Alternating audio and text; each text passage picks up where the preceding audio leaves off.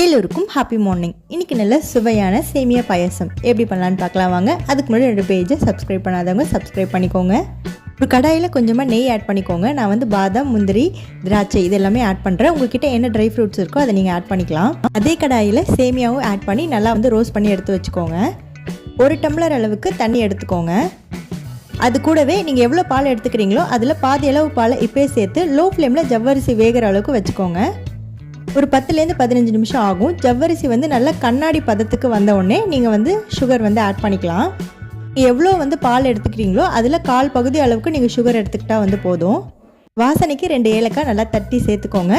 அது கூடவே நம்ம வறுத்து வச்சுக்க சேமியா இது எல்லாமே ஆட் பண்ணி லோ ஃப்ளேமில் ஒரு 5 மினிட்ஸ் வந்து வேக வச்சுக்கோங்க.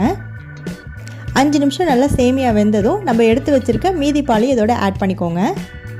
அவ்வளோதான், சூப்பரான சேமியா பாயசம் ரெடி ஆகிடுச்சு. கண்டிப்பாக ட்ரை பண்ணி பார்த்துட்டு கமெண்ட்ஸில் சொல்லுங்கள். எல்லோருக்கும் ஹேவ் அ நைஸ் டே.